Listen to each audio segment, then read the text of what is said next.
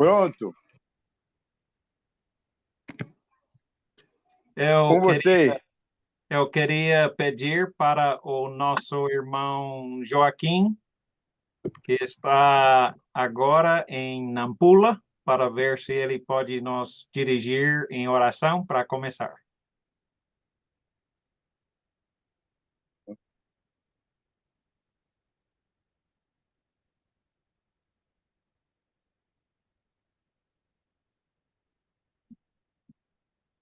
Acho que Joaquim não está na sala, não.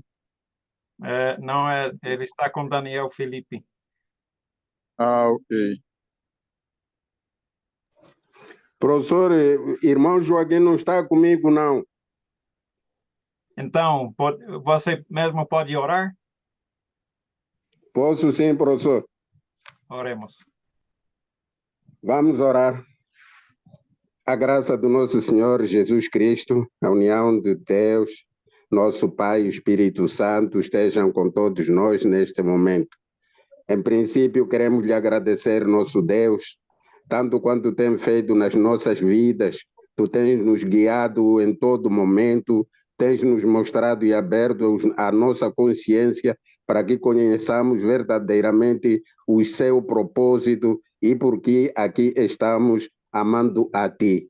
Esteja conosco neste momento que vamos iniciar com mais uma aula para que possamos entender e para que possamos ensinar aos outros. Abençoa o nosso professor Timóteo, o professor Luizinho e abençoa todos os alunos que estão nesta sala para que, ouvindo a sua mensagem, possamos acatar e andar nela. Esteja conosco neste momento até ao terminar da aula e sem que haja de mal, possamos lhe agradecer e glorificar o seu santo nome. Em Cristo Jesus. Amém. Amém. Amém. Eu fico muito Amém. contente de novamente estar com os irmãos para considerar mais um pouco das qualidades que são necessárias para união, para unidade. Enquanto viajava pelo Moçambique, essa viagem mais recente, eu percebi que precisava dessa lição. E é uma lição muito prático e muito óbvio, a verdade. Quando nós começamos em Mateus capítulo 7, terceiro capítulo do Sermão de Jesus, chamado Sermão do Monte, Jesus está falando, versículo 12, que chamamos de a regra de ouro, devemos amar aos outros, assim como nós queremos ser amados, devemos tratar os outros, assim como nós queremos ser tratados. Depois ele fala sobre a maioria das pessoas procuram seguir o caminho mais fácil. E eu vejo cada vez mais essa realidade. Inclusive, eu estava lendo hoje de manhã em Jeremias, capítulo 14, versículos 13 e 14, onde Jeremias estava falando assim, eu sou o único que tem só notícias tristes ou negativas. Todos os outros profetas, os profetas falsos, estavam falando só coisas boas, né? Positivas. Sempre que eu pergunto uma igreja o que eles precisam ouvir, geralmente, a maioria das vezes, eles respondem assim: nós queremos ser encorajados. E, sem dúvida, no mundo ficamos desanimados, né? Mas nem sempre a notícia alegre é a notícia que eles precisam ouvir. Às vezes precisamos ser desafiados e já sentimos muito desafiados, né? Mas Jesus começa a explicar nessas dois versículos, Mateus 7, 13 e 14, que não é o caminho mais fácil que leva à vida, e sim o caminho mais difícil. O caminho mais fácil parece bom, parece certo, mas não é. Né? Talvez até tenha um título, siga em frente para a vida. É um caminho largo, fácil, a maioria das pessoas estão seguindo esse caminho, mas não é o caminho que leva para a vida. O caminho que leva para a vida tem um portão estreita, é difícil.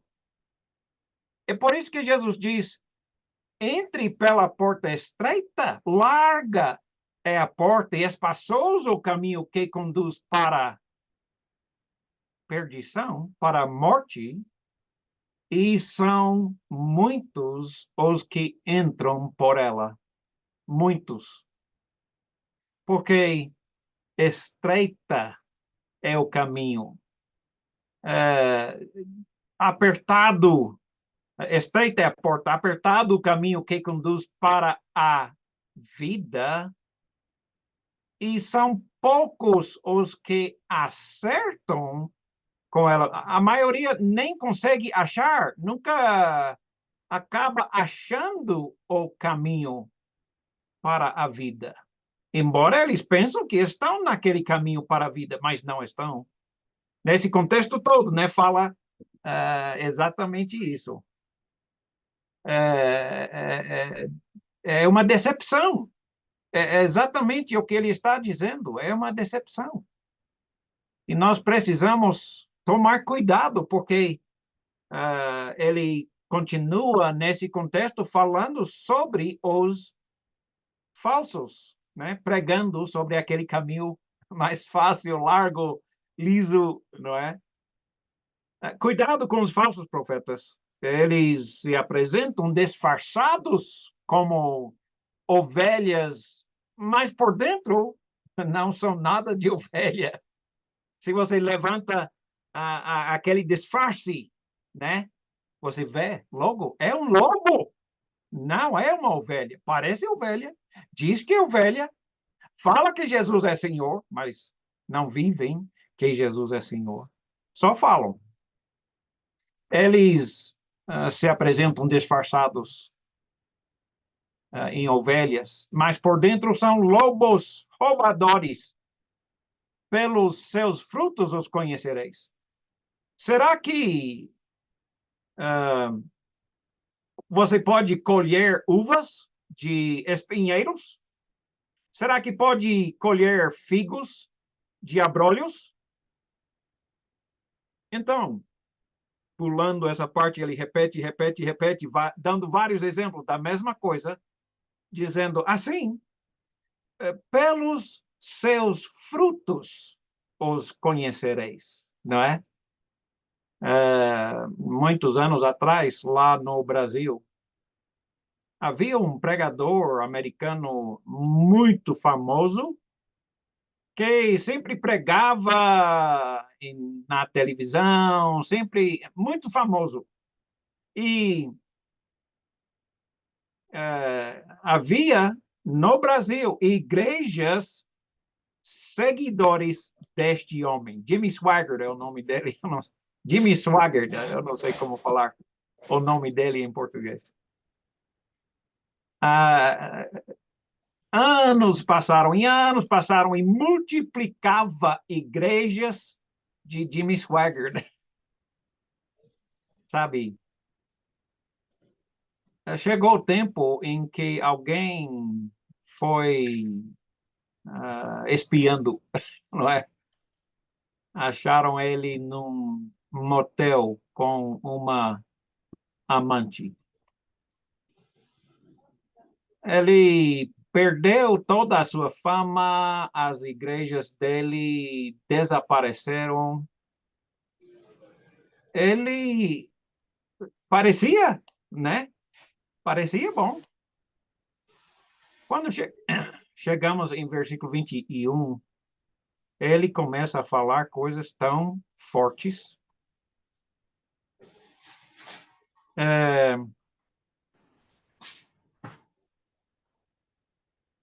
Não sei por que.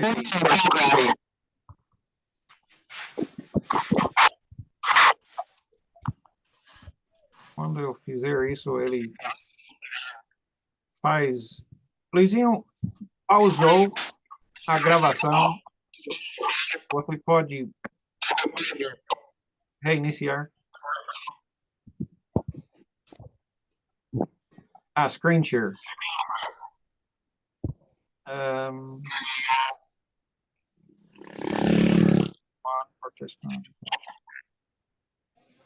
Não sei por que ele faz isso de vez em quando, mas...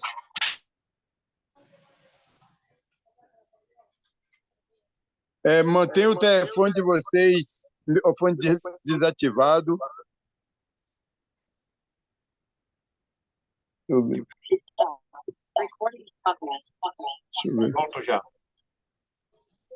Ok.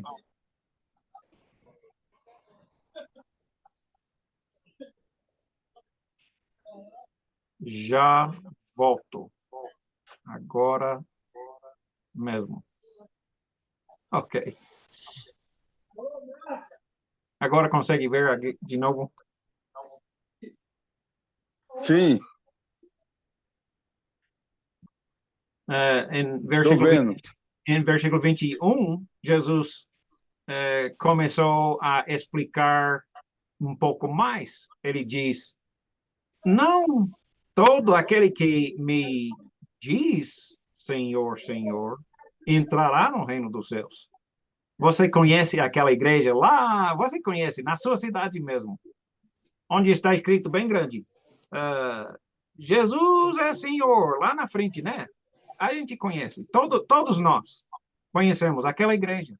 Conhecemos que igreja é, como eles pregam, praticam, e a maioria da gente já sabe, Jesus não é o Senhor deles. Dinheiro é o Senhor deles. Eles dizem que Jesus é Senhor, mas ele não é o Senhor deles. Nem todos deles que dizem que Jesus é Senhor vai entrar no reino dos céus, mas só aquele que faz a vontade do Pai que vão entrar. É uma questão de fazer a vontade de Deus ou não fazer a vontade de Deus. Às vezes, pessoas falam que Jesus é Senhor, mas não praticam. Esse que é o problema nesse contexto. Pois nós vemos pessoas fingindo ser cristãos e não são cristãos. Muitos sabem que serão salvos, mas não serão salvos. Jesus diz que muitos naquele dia, no dia do juízo, vão me dizer: Senhor, Senhor, porventura não profetizamos em teu nome?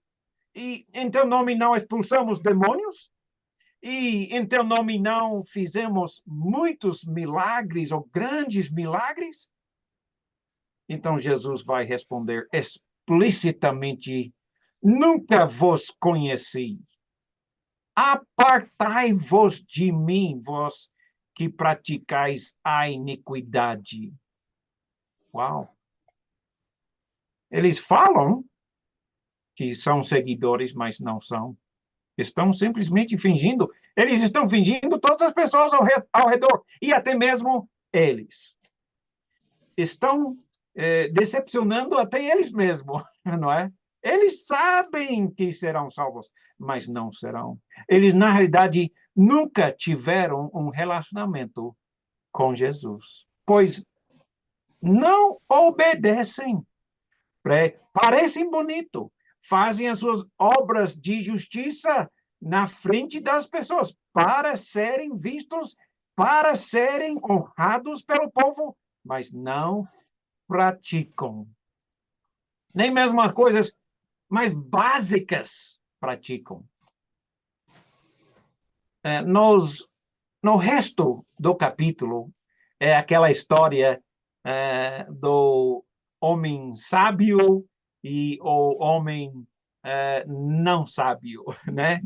Então, ele continua explicando: todo aquele, pois, que ouve as minhas palavras e as praticam, será comparado com um homem prudente que edificou a sua casa sobre a rocha, não é? Caiu a chuva, transbordou os rios, sopraram os ventos, deram com ímpeto com aquela casa. Passamos sofrimentos, meses de dificuldade.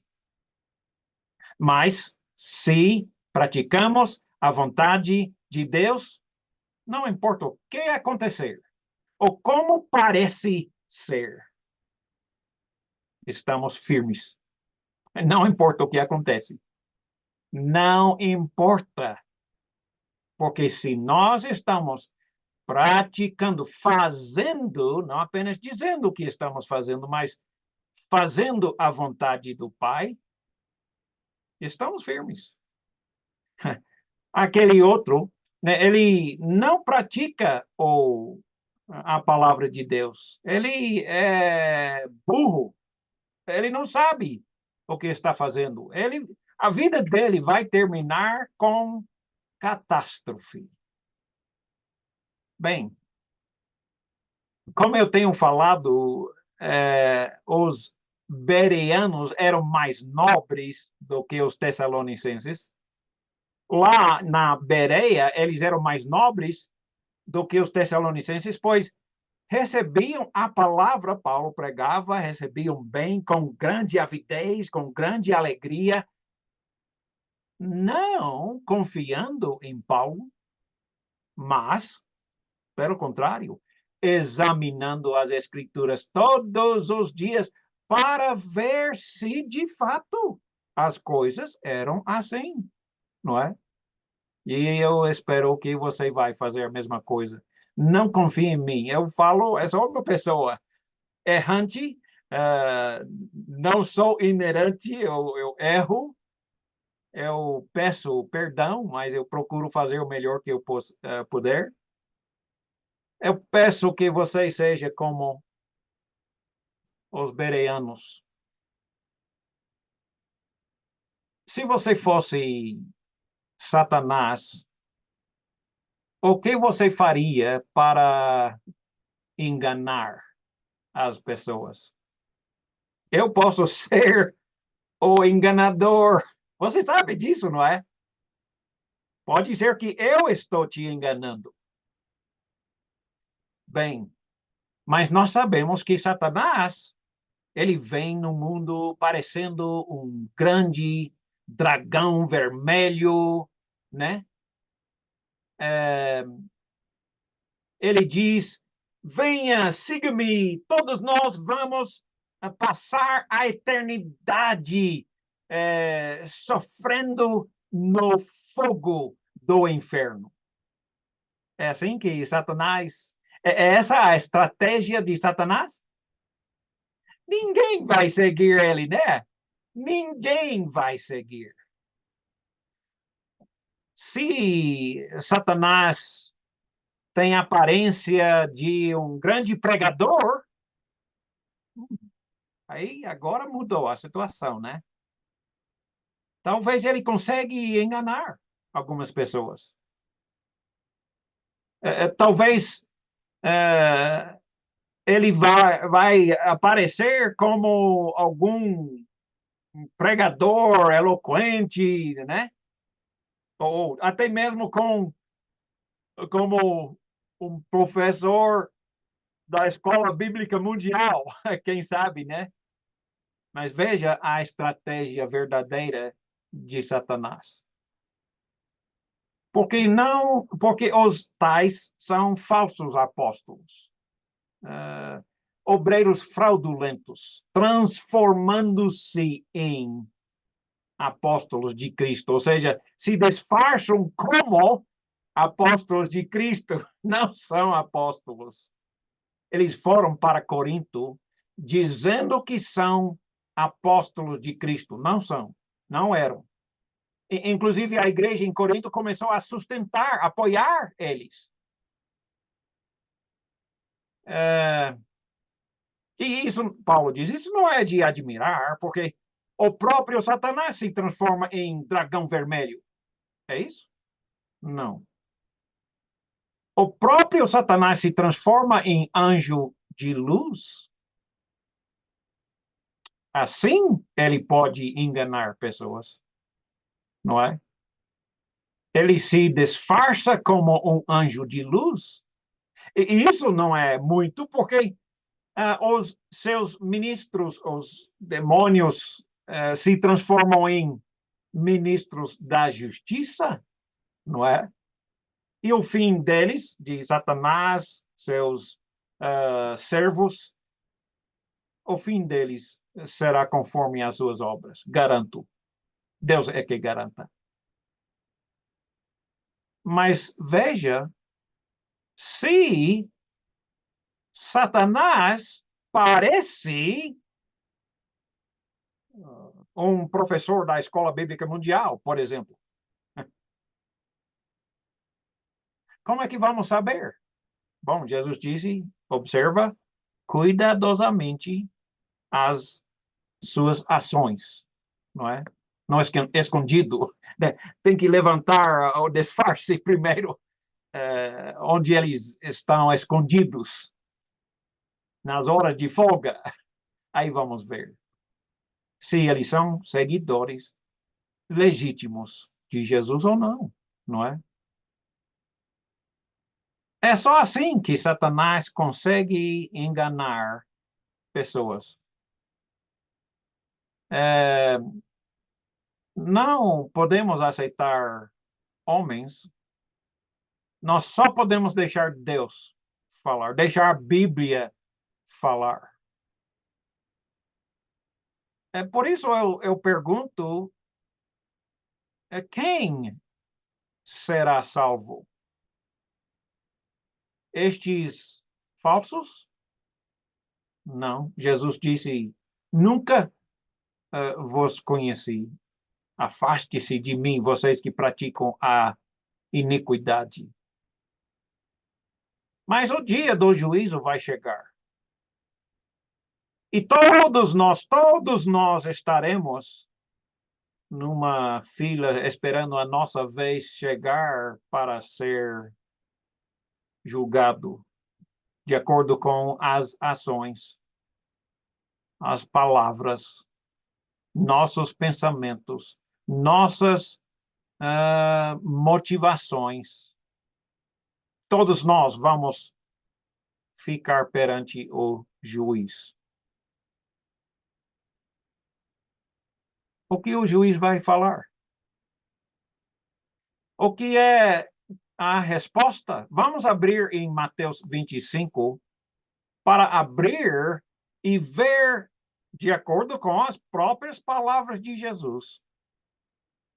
Eu acho as palavras mais chocantes da Bíblia. Quando vier o Filho do Homem, na sua majestade e todos os anjos com ele. Então, se assentará no trono da sua glória. E todas as nações, todas as pessoas serão reunidas na sua presença. A minha esposa estará presente, a minha mãe, meus irmãos, irmãs, parentes, colegas no trabalho, aquele que tem machamba lá perto de mim. Todos. Não vai faltar ninguém. Ninguém. Todos estarão presentes para ser julgado. Lá, ele vai separar. Eu acho a palavra talvez mais triste da Bíblia. Ele vai separar. separar uns dos outros. Vai separar marido de esposa, filho de filha, salvos dos perdidos. Assim como o pastor separa dos cabritos as ovelhas. Ele vai pôr as ovelhas na sua direita, mas os cabritos à sua esquerda.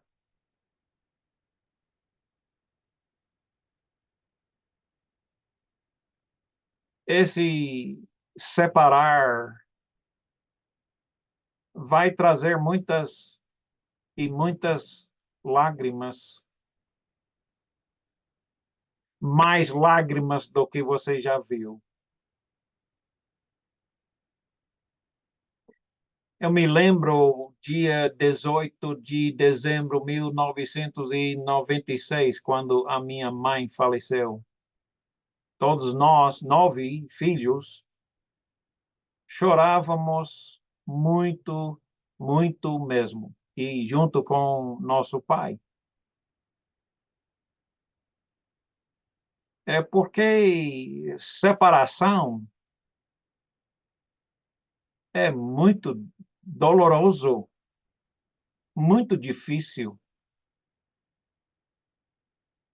Só que essa separação será para sempre. Para sempre. Não tenho palavras para enfatizar suficiente este ponto, essa separação. Ele vai separar uns dos outros e depois ele vai dizer aos que estiverem no lado direito, os bons, os obedientes: vinde, benditos de meu Pai, entrai na posse do reino. Entra na posse do reino que você está preparado desde a fundação do mundo, desde a criação. Este lugar está preparado para você. Entra na posse do reino. Será seu. Será a sua herança. Por quê? Porque eu tive fome e você me deu comida. Eu tive sede e você me deu bebida. Eu era estrangeiro e você me hospedou, me deu um lugar para dormir.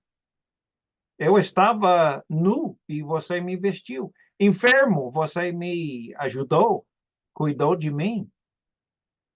Preso e vocês foram me visitar. Então, justos, os bons, disseram: Senhor, quando foi que nós tivemos? Eu não estou lembrando nada disso. Quando foi que nós tivemos com fome e te damos para comer? Ou com sede e te damos para beber? Ou quando é que nós tivemos como estrangeiro e te hospedamos? Quando é que te vimos nu e te vestimos? E quando foi que nós te vimos enfermo ou preso e cuidaram de ti?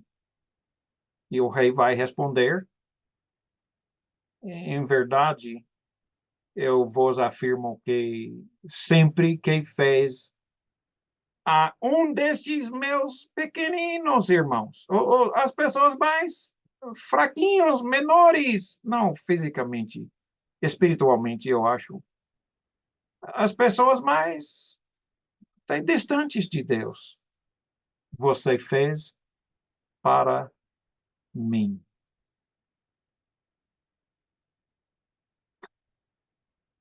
Servir Jesus pessoalmente está bem naquela curva na frente, na sua jornada até a vida.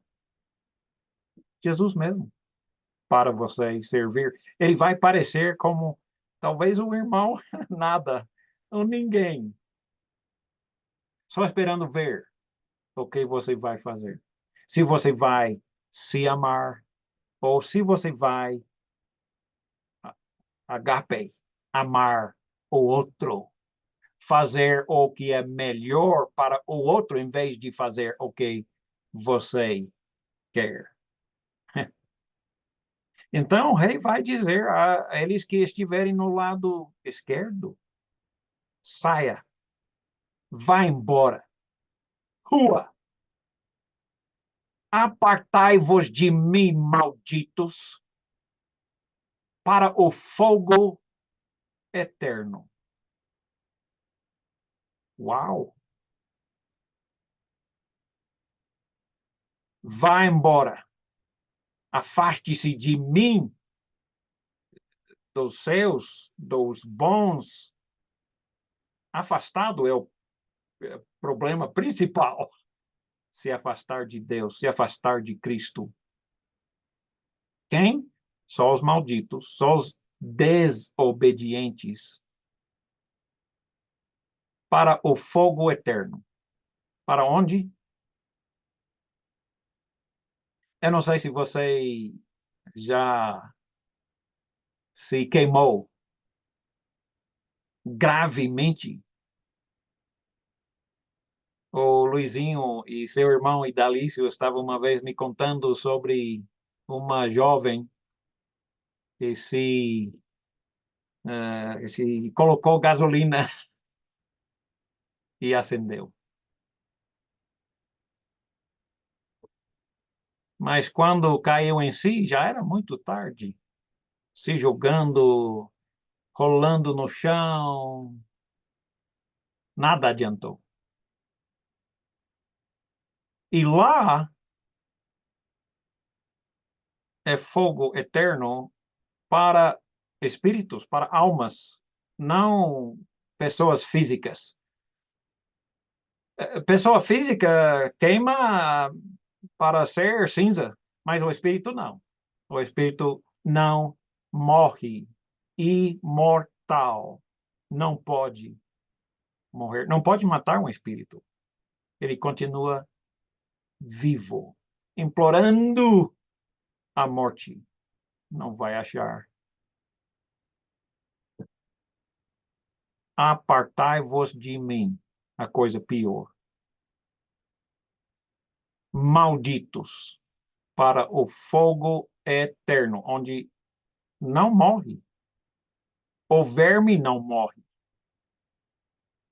Para sempre. Este fogo, este lugar, foi preparado para o diabo e para seus anjos. Por quê eles foram jogados lá? Ou serão jogados lá? Jesus, o rei, vai responder. Porque quando eu estava com fome, você não me deu nada para comer. Eu fiquei com sede, você não me deu nada.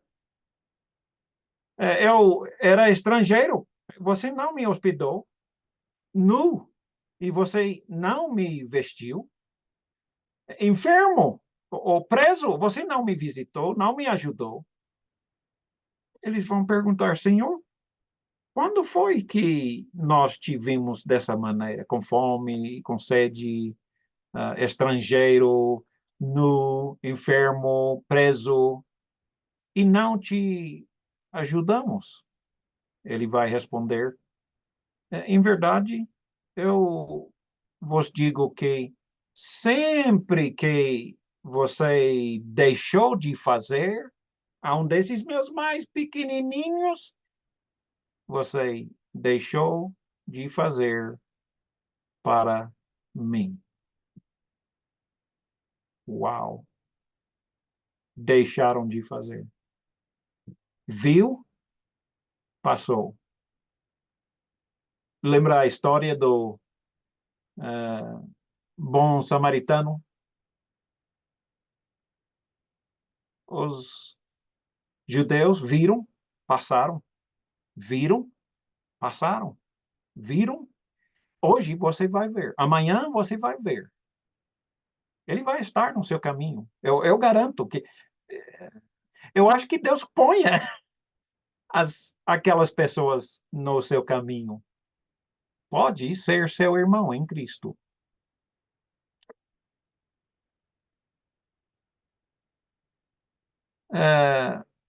Vocês não fizeram nada. Sempre que o deixaste de fazer a um desses mais pequenininhos, a mim deixaste de fazer.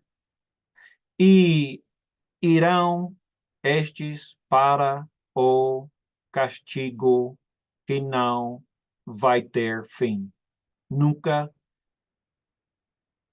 terá fim. Não tem como fugir de um lado para o outro. Não tem como sair. Não tem como fugir.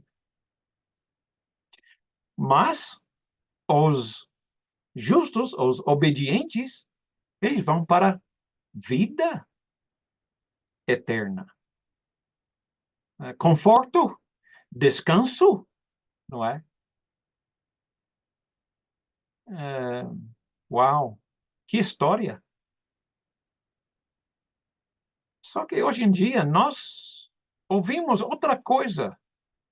Eu não sei se você está observando, mas hoje em dia os pregadores preferem falar ao povo, crê em Jesus, né? Basta crer, não é? Que parece que, né, fica transformando um pouco mais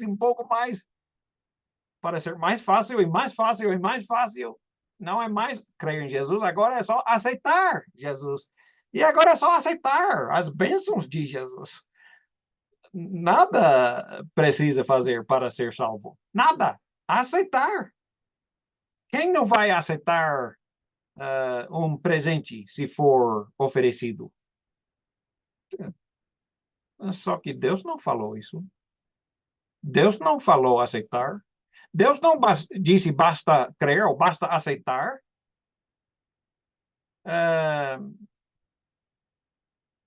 Muitos estão pensando que quando eles se sentem, né, fortes emoções, que é o Espírito Santo, então eles dizem que essa é a única conversão legítima a Jesus. Ou alguns dizem, não, basta se arrepender. Ou talvez basta confessar Jesus como seu Senhor. Ou fala a oração do pecador, né? Pede perdão de Deus. Ou será que eles estão falando obedeça o que Jesus manda? É isso que vocês estão ouvindo? Geralmente, ouvimos mais a notícia mais fácil. O caminho mais fácil, liso, largo. A maioria estão passando por esse caminho. Mas nós temos que tirar aquele basta, porque não basta crer ou aceitar. Não basta ter grandes emoções. Não basta se arrepender. Não basta confessar Jesus como Senhor, Senhor. Não é? Não basta. Não basta pedir oração, ou orar a Deus pedindo perdão. Nós temos que obedecer tudo que Jesus nos manda. O mundo prega, ou vamos dizer, as denominações pregam que é fácil se tornar um cristão. Jesus nunca pregou isso. Não pregou. E quando ou você, ou eu, ou aquela pessoa sentado ao seu lado estiver novamente ao seu lado perante o juízo final, o que é que o juiz vai falar? Você e seu irmão, amigo, parente, são salvos? Ou o que ele vai dizer para a maioria das pessoas? Ele vai dizer, vocês praticam o pecado, não será salvo. É necessário parar com isso. A maioria das pessoas vão receber a mesma resposta. Eu li essa reportagem algum tempo atrás de um casal casado há alguns anos, vários anos, já tinha vários filhos. E o marido estava batendo nela. Essa é uma foto do acontecimento. Estava acontecendo naquela mesma hora. E a esposa gritava, me mate, porque se você não me matar, eu vou te matar.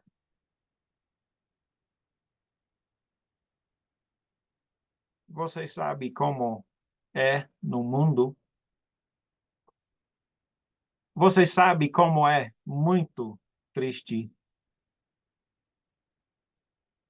A maioria das pessoas só sabem se amar. Não sabem o que é ágape. Não entendem o que significa isso. O que é? O que é ágape? Ágape é amor que Deus nos manda ter. Ama seu próximo. Uau! Você já desejou sentir amado? Todo ser humano, né? Todo ser humano quer ser amado, quer sentir amado, quer saber que está amado, profundamente amado. Nós sonhamos de ser amados, não é? Sonhamos de uma família tão atraente, não apenas fisicamente atraente, mas até principalmente, né, emocionalmente amado, amado mesmo, honrado até. Se nós amarmos os outros, haverá muito maior probabilidade de ser amado. Mas se nós se amamos somente a nós mesmos, sabe, uma vez, uns dois irmãos chegaram numa reunião dos homens, depois da reunião da igreja, e falaram, nós não estamos sendo amados. Vocês estão nos maltratando, não é? Você tem alguma coisa, nós não temos. E você não está repartindo. Você não nos ama. Eu respondi para ele, você sabe o que é? Deus está pedindo você para amar. Você está insistindo em ser amado, que é exatamente o contrário do mandamento. Você está querendo exigir que todas as pessoas ao seu redor te amem. Que vergonha, que imaturidade, não é? Insistir, ser amado. Se você está insistindo em ser amado, a maior probabilidade é que você não será amado, não é? Quem só se ama não é amado. Pelo contrário, né? É puxado para fora. Se nós nos amamos mais e mais e mais, somos empurrados para fora mais e mais e mais, não é? nós querendo ser amado é amar. É assim que nós sentimos amados. Não é garantia, né? Não é garantia. Jesus amou, mas foi morto. Nós todos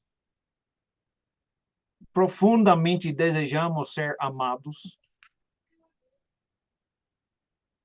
O imaturo fica sempre gritando: me ama! É a sua responsabilidade de me amar, não é? Esse é o que o imaturo faz. E o crescido, o homem maduro, a mulher madura, ela fala coisas que só os maduros falam. Me perdoe. É a minha culpa. Eles assumem culpa mesmo quando não tem culpa. Foi o que Jesus fez para você e eu. Assumiu culpa e não tinha culpa. Amor, ágape, pede perdão, mesmo inocente. É a minha culpa. Eu quero lhe desafiar hoje, a ser crescido. Ama. Diga àquela pessoa, você conhece quem é? Me perdoe. Eu errei. A culpa é minha. A maioria das pessoas amam só a si mesma. O nosso desafio é amar, mesmo sem ser amado de volta. É o que Jesus fez, né? Nós somos desafiados a amar como? Como Jesus. Conhecemos aquela passagem tão bonito, onde em 1 Coríntios 13, ele fala: ainda se eu falasse com a língua dos homens e dos anjos, mas não tivesse amor, ágape, eu seria como um bronze que, um símbolo que retine, um barulhão desagradável. Mesmo se eu pudesse profetizar, conhecer todos os mistérios, saber de tudo, fé extremamente grande para mudar um monte para outro lugar. Se não tivesse amor, nada seria. Ainda que eu distribuía todos os meus bens para os pobres e ainda que eu fosse entregar meu próprio corpo para ser queimado, se não tiver amor, nada disso aproveitará, nada. Não aproveita nada, nada. Muitas pessoas querem fazer coisas bonitas só para serem honrados, se amam, só se amam.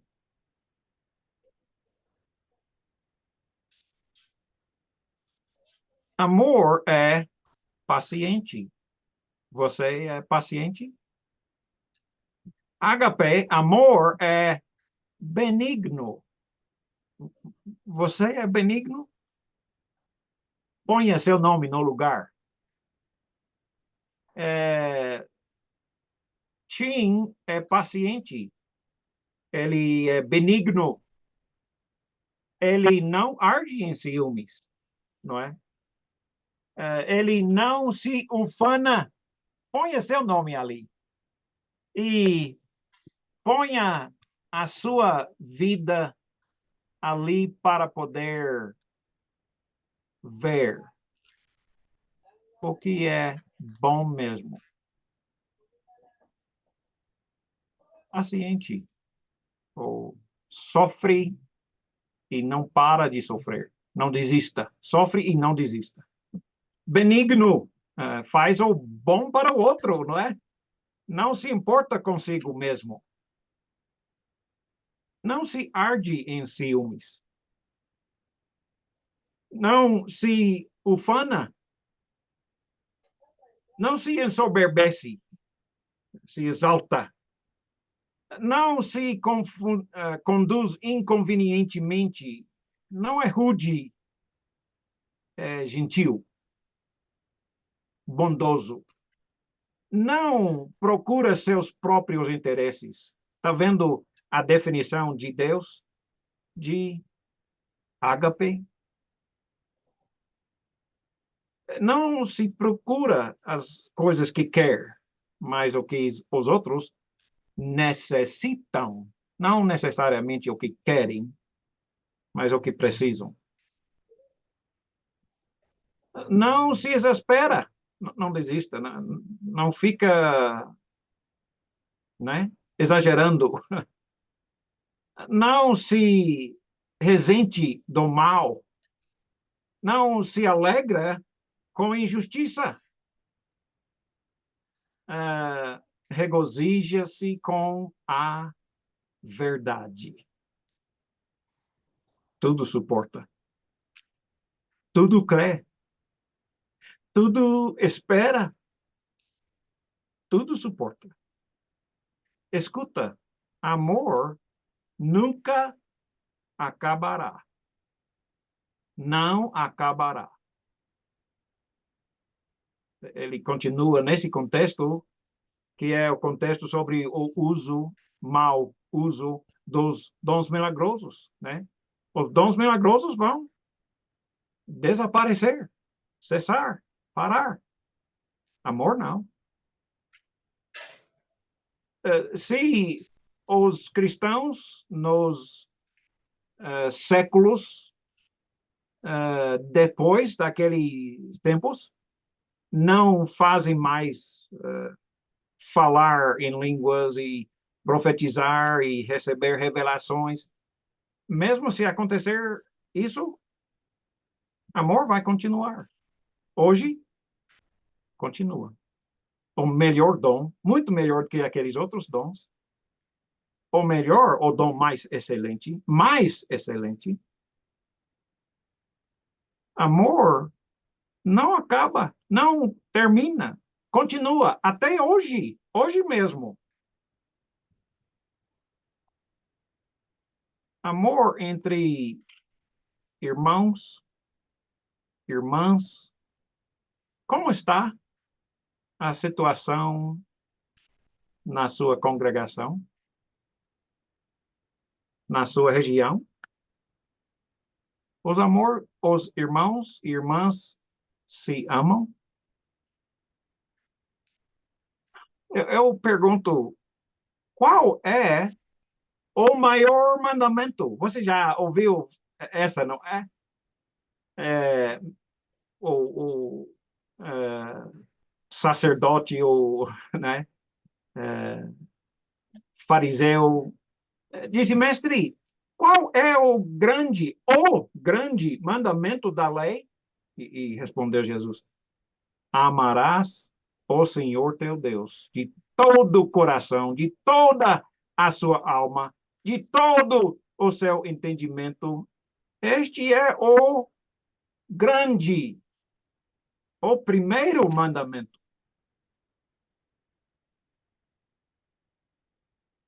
O segundo é semelhante a este, amarás o teu próximo como a ti mesmo. E eu queria tentar explicar um pouco isso. Como é que ama a Deus? Não é que nós vamos a Deus e dar um abraço, oh Deus, eu te amo. Como é que amamos a Deus? Como o próprio Jesus diz em João capítulo 14 e 15, se me amas, vai obedecer meus mandamentos.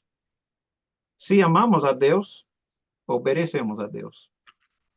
E se podemos, assim, resumir todos os mandamentos de Deus em um só mandamento, seria ok. Deus tem uma mensagem para você. Eu te amo. Eu te amo este tanto. E nós precisamos abrir os nossos olhos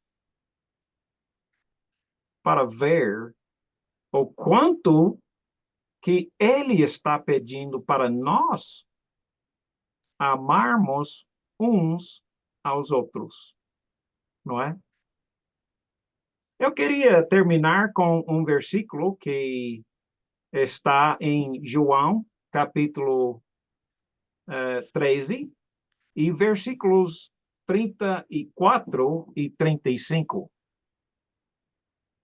Jesus disse nestes versículos: um novo mandamento eu vos dou, que vos ameis uns aos outros, assim como eu lhes amei.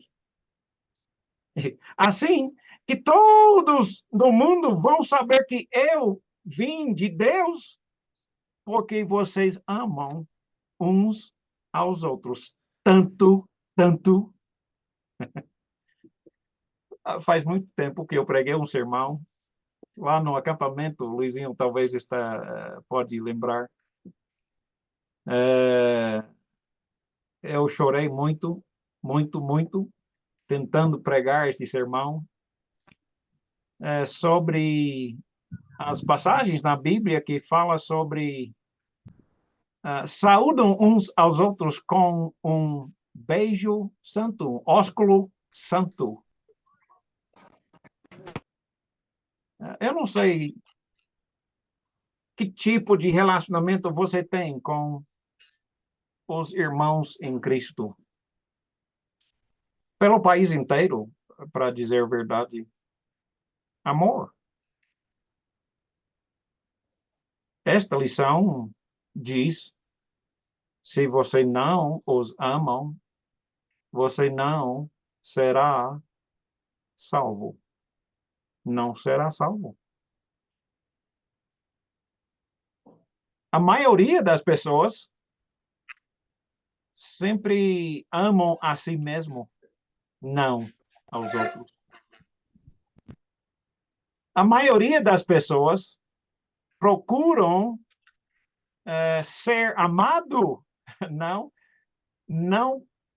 procurando os seus próprios interesses, mas procurando o que é melhor para os outros, não é? Jesus nos manda amar as pessoas ao nosso redor, amar os nossos irmãos como Ele nos amou. Tanto como Efésios capítulo 5, versículos 22 até 33, que fala a mesma coisa, basicamente, que nós devemos obedecer a Cristo em tudo, sujeitando-nos uns aos outros, amando uns aos outros. Que é um mandamento que resuma todos os mandamentos de Deus. Eu não sei exatamente como você tem observado as pessoas, como eles tratam os irmãos, como falam uns aos outros. Eu conheço, você conhece, nós conhecemos bem pessoas que parece que até procuram brigar, procuram competir, procuram maior honra, maior fama, maior poder, maior. Em vez de procurar o que é melhor para o outro, procurar o que quer. Nós conhecemos bem isso e nós certamente podemos examinar em nós mesmos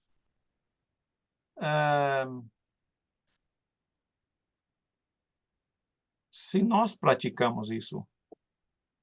Se nós mesmos estamos praticando o contrário de ágape. Ágape procura o que é melhor para o outro. Isso não significa, este amor, não significa que nós vamos agradar a todos.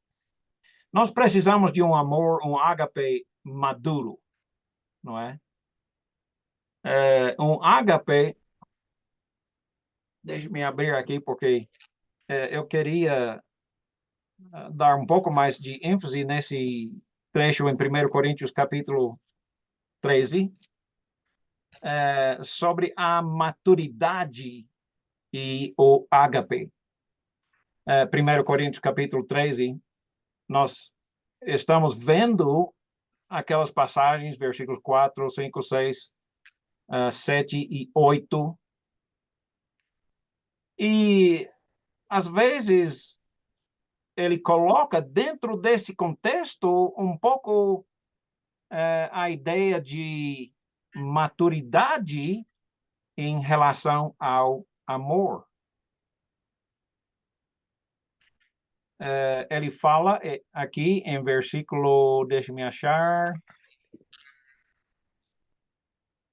versículo 19. Desculpa, eu estou olhando no lugar errado. Capítulo 13, versículo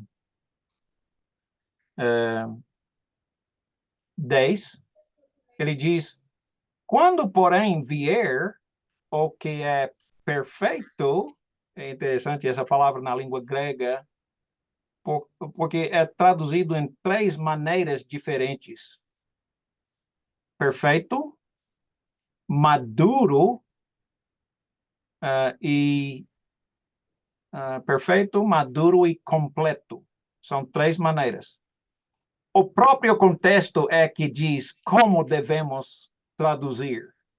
Qual dessas palavras devemos usar?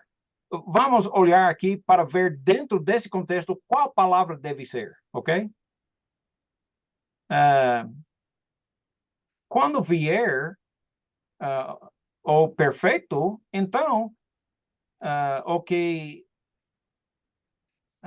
em parte será aniquilado. Quando eu era menino, eu falava como menino, eu sentia como menino, eu pensava como menino. Mas quando eu cheguei a ser um homem, eu desisti das coisas de menino. Estamos falando aqui sobre maturidade, ser uma criança ou ser um homem maduro ou mulher madura. Então, esse trecho aqui deve ler o seguinte, versículo 10. Quando, porém, vier o que é maturidade, então o que é imaturidade será aniquilado. Quando eu era menino, eu falava como menino, eu sentia como menino, eu agia como menino, mas quando eu fiquei homem, eu desisti de brincar com bonecas, não é? Eu parei de me amar. Eu sempre me amava. O maduro ama os outros.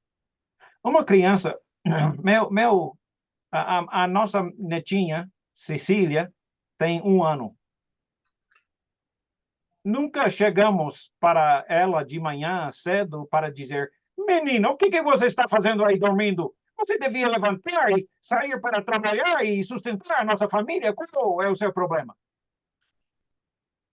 Quem vai fazer isso? Imaturidade não faz muita coisa. Aliás, nem mesmo é capaz de fazer muita coisa. Mas o maduro, em vez de ser servido, serve.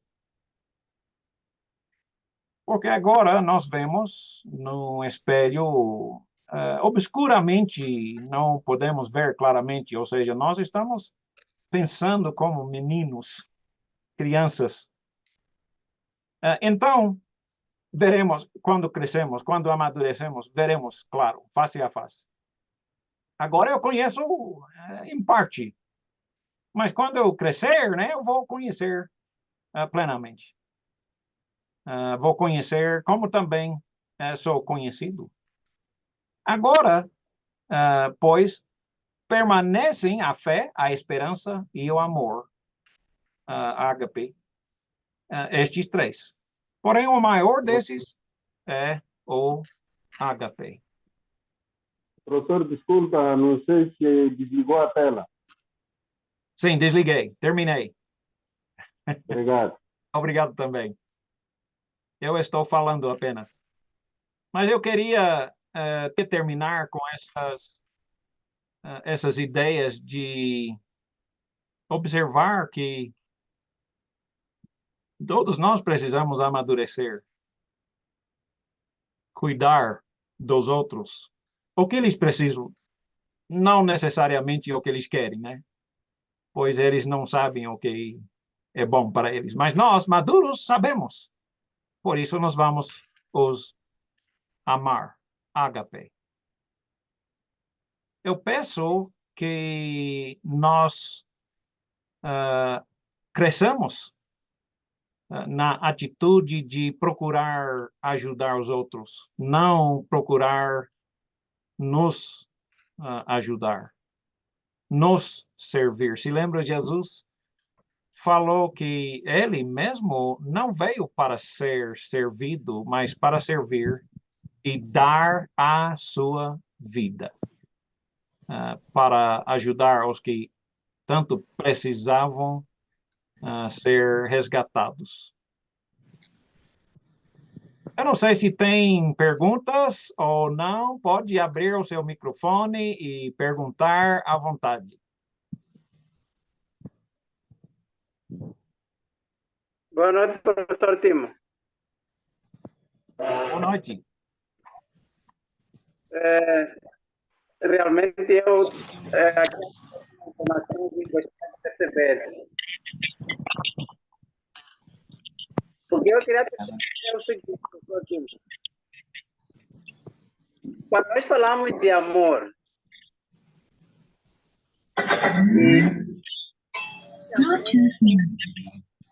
num dia qualquer, talvez por qualquer outra coisa que estou ali com minha mulher, todo mundo ali, mas por um motivo que minha esposa praticou, a ela. Qual será o procedimento que eu vou fazer para voltar a ter a mesma união com a minha mulher em relação espiritual? Amém. Amém. Boa pergunta, irmão. Eu fico muito contente que está perguntando isso. A verdade é que o casamento começa, tem várias fases de casamento, né? O casamento começa com uma fase que chamamos de a fase lua de mel. Pois é uma fase tão bonita, tão agradável, quando estamos enfatuados, ou seja, amor, não amor agape, é um amor muito bonito que Deus mesmo criou, não é? Esse desejo de ser amado por seu marido, sua esposa, Deus que inventou isso. Só que sempre tenha essa fase de lua de mel e depois dessa fase nós temos uma fase difícil, que é uma fase chamamos de a fase de ajustamento. É uma fase difícil. Aí, este amor eros, um amor romântico, vamos dizer, que é uma coisa bonita que Deus criou para ser bonito, para ser atraente, desaparece, né? Agape não, acaba. Eros acaba. E quando esse amor romântico acaba, ágape assuma. E começamos a ajustar. Começamos a perceber, eu posso falar sobre o que eu conheço, né? A minha esposa acorda e percebe, eu acho que eu não gosto mais desse homem, porque eu não sabia que ele tinha este tal hábito, não é? Eu não gosto disso.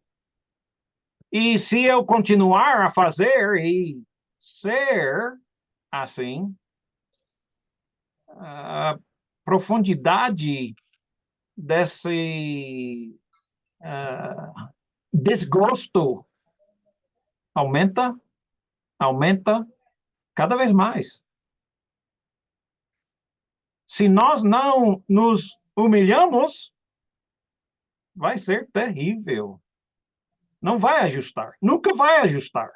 E há muitos casamentos em que não passa da fase de ajustamento, porque é para maduros. Aí nós temos que aprender a amar como Jesus nos amou. Ele mesmo nunca pecou, nós é que pecamos, mas ele assumiu a nossa culpa. Os maduros fazem isso. Os maduros seguem o exemplo de Jesus e assumam a sua responsabilidade. E não estou dizendo que é necessário assumir a culpa que não é sua, mas é bom, Jesus fez. Mas pelo menos assumir a culpa que temos, não é? Talvez você fez aquilo e eu fiz isso,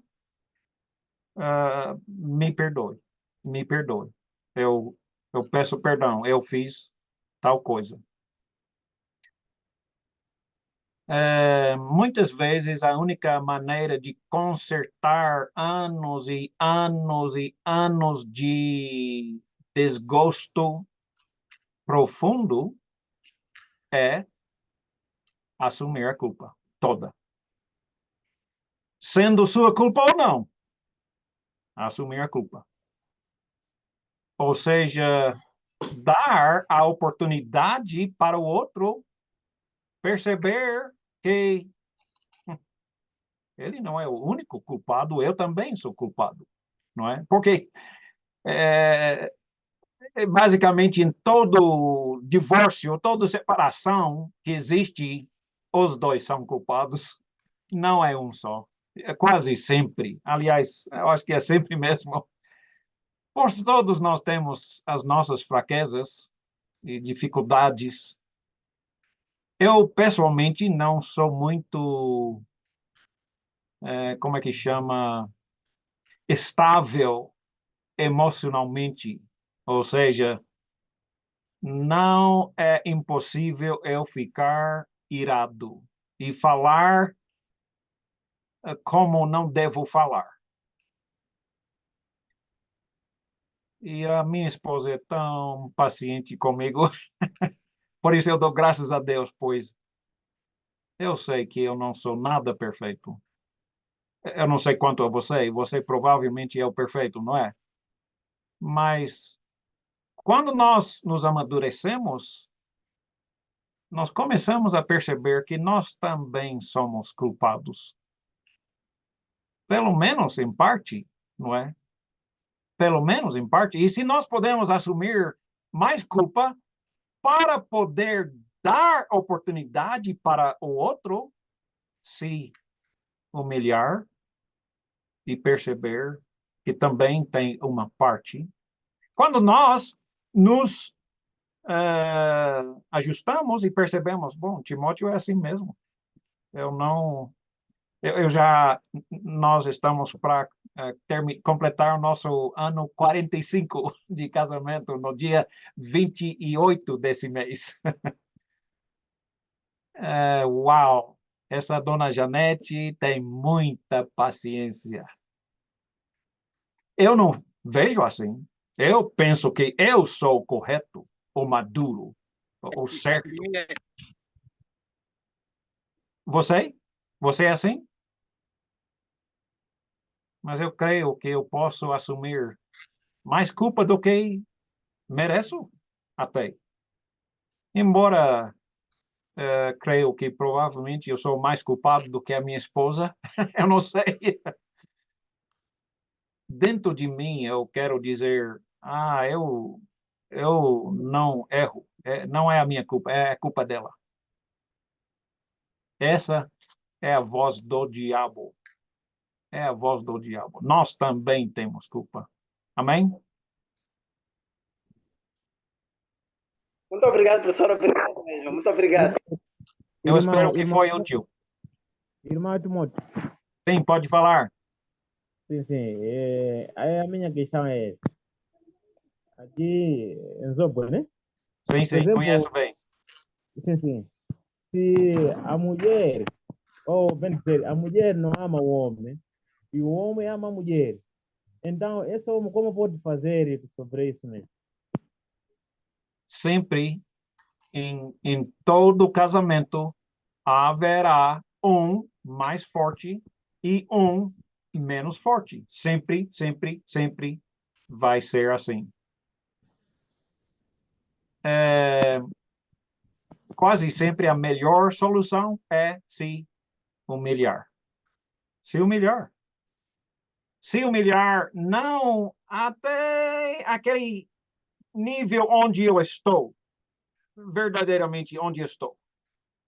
Mas a verdade é que é melhor se humilhar como Jesus se humilhou. Se não nos humilharmos, os outros não têm como parar. Ou vai ser como um cachorro e um gato, né? Brigando, brigando, brigando até a morte. E vai ser pior e pior e pior. Até um parar e dizer: você é mais forte. Você é mais forte. Eu desisto. Eu não quero brigar mais. Pois quando nós resistimos, insistimos, eu sou bom, eu sou perfeito, eu nunca peco e você só peca. Eu sou maduro e amo e você nunca ama. A maneira de ajudar as pessoas a amadurecer não é ser maior do que eles, é se humilhar. Geralmente, é por isso que Jesus sempre se humilhava, embora sendo Deus, né? Filipenses capítulo 2, versículo 5 em diante, tem a atitude que está em Jesus, embora ele sendo Deus, não achou necessário, né, segurar, eu sou o melhor, eu sou Deus. Ele não achou necessário segurar isso. Ele se esvaziou. Nós não queremos nos esvaziar. Nós queremos ser aquele que ama. Nem conseguimos perceber que, às vezes, somos um pouco egoístas. Jesus se fez nosso servo, sendo Deus, se fez, tomou a nossa culpa e morreu por nós. Nós, criminosos. Mas como pode? Eu gosto muito desse assunto de casamento, quando Jesus diz, ame seu próximo, temos que lembrar que o que é mais próximo é nossa esposa, nosso marido, não é? E precisamos lembrar que a esposa é a parte mais fraca, mais frágil, e que nós devemos tratar com a nossa esposa com coração de entendimento, não é? Paulo nos fala que se não trata a mulher bem, como é que ela vai nos amar? Não é? Não queremos ser maior, melhor do que ela. Nosso mandamento é amar, não é? Efésios capítulo 5, a esposa deve se submeter, o marido deve amar. Se não estamos amando, é a mesma coisa de não, a nossa esposa não estar se submetendo, não é? Eu espero que isso foi útil. Alguém tem mais algum comentário sobre isso?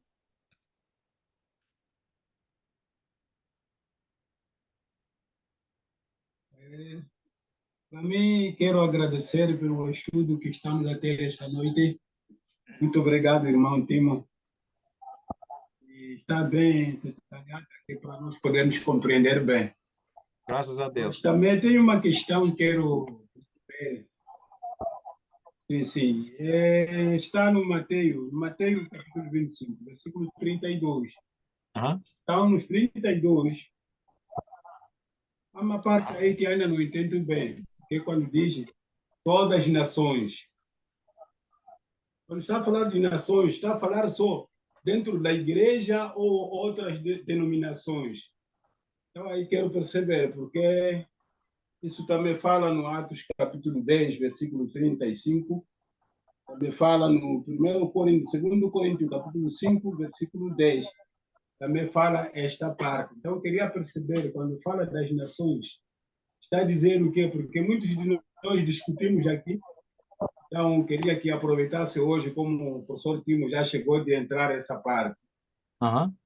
Queria perceber as nações. Está a falar só as igrejas de Cristo que estão na América, que estão em Moçambique, que estão em Angola, ou está a falar entre as denominações das igrejas? Então, eu queria só mais ou menos isso. Obrigado. 25, versículo 32. Sim, certo, obrigado. Neste caso, neste ponto, ele está falando sobre toda a humanidade. Todos estarão presentes. Muitas vezes, quando ele usa a expressão as nações, como em Atos 10, como em Atos 2, ele fala sobre os gentios, ou seja, as nações. Ele está falando aos judeus de que não é somente os judeus que Deus quer salvar, que Deus quer amar, mas sim a todas as nações. Geralmente, no Velho Testamento e no Novo Testamento fala sobre os gentios, mas neste ponto aqui em Mateus capítulo 25, ele está falando sobre todas as nações, literalmente, que todos estarão presentes de onde for na terra. Eu não sei se isso respondeu a pergunta ou não.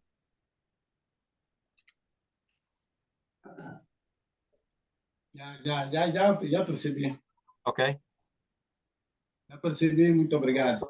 Uhum. Irmão Timóteo, Sim, pode falar. aqui é o irmão Govati. Conheço. Pensava que já me esqueceu. Nada. Eu tenho uma questão aqui assim. Consoante o irmão que acaba de falar, do irmão Weltani. Eu tenho dificuldade, na verdade, no lar. Na verdade, quem é um dono, o dono de amar, é o marido, é o homem neste caso. Sendo o marido, eu acabo não entendendo. Por que a mulher, às vezes, quando é dito uma coisa, não percebe? Ou alguma vez tem dito que, não, você não me ama, muita coisa ali assim. Quando você está vivendo com ela, Quer dizer, você já amou para o casar e ainda você ama para ficar com ela. Mas por sua vez, devido a algumas pessoas têm dito que não, você não me ama. Eu não sei, irmão, como pode me explicar quanto a essa parte? Porque tem tido várias vezes essas coisas dentro do lar. Nós sabemos que Deus fez a mulher para ajudar o homem e dizendo que a mulher, devemos tratar a mulher como a parte mais frágil no casal. Mais frágil como? Bem, eu vejo em Moçambique a mulher carregando uma tonelada de lenha em cima da cabeça e 20 litros de água no mão direito e 20 litros de água no mão esquerda. E o homem diz, não, eu só faço as coisas duras, né? Ixi, eu vejo só a mulher fazendo as coisas mais duras. Mas, geralmente, quando falamos na parte, a parte mais frágil no casal, estamos não necessariamente falando sobre fisicamente mais frágil, mas emocionalmente mais frágil. Muitas vezes a mulher, por exemplo, é quem funciona mais a emoções do que a lógica. Muitas pessoas funcionam, vivem mais a nível lógica e outras pessoas mais de coração, mais de emoções. Então, geralmente é assim, que a mulher é que age através de mais emoções e o homem um pouco mais, às vezes, né, se lidera, funciona mais à base de lógica, razão, pensamento, em vez de sentimento. As mulheres, na média, são mais sentimentais do que os homens. Resultado,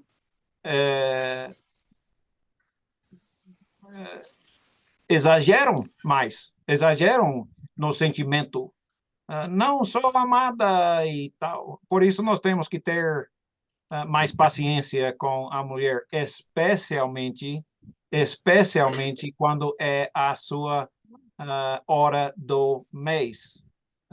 Como é que fala isso, Luizinho? Eu não sei a palavra. Quando a mulher está tendo... Está nos meses dela. Nos meses dela. Porque é uma hora, dia, 2, 3 dias, em que está muito mais emocional, muito facilmente irritável, triste, precisa de apoio muito maior nesses dias do mês. Então, sempre que precisamos tomar mais cuidado e ter paciência e entendimento com ela. Isso é uma grande parte do desequilíbrio entre o homem e a mulher. Na média, o homem é um pouco mais estável. Não digo que eu sou mais estável, mas geralmente. Luizinho é mais estável do que eu. Luizinho, você tem mais para acrescentar? Não. Irmão Timóteo. Sim, Irmão Timóteo. Sim, pode falar. Irmão Timóteo. Fala. Aqui, André Inocêncio João. Ok, obrigado. De Maputo. Sim, eu só queria acrescentar e pôr uma questão, que é uma pergunta. Em primeiro lugar, quero agradecer bastante pelo capítulo. Este capítulo, esta versão de amor, é um capítulo mais importante para nós, nas nossas vidas. E muito até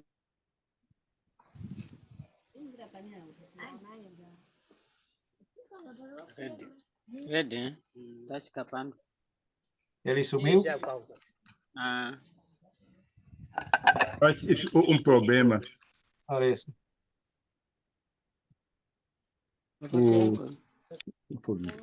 Mas, Timóteo, eu vejo esta aula muito boa, muito boa. É como essa aula realmente vai ajudar a manter a sã doutrina, né? Como é que tem a sã doutrina sem o amor, né? Amém. Muito bom. Ele estava falando. esse não é que é nosso processo.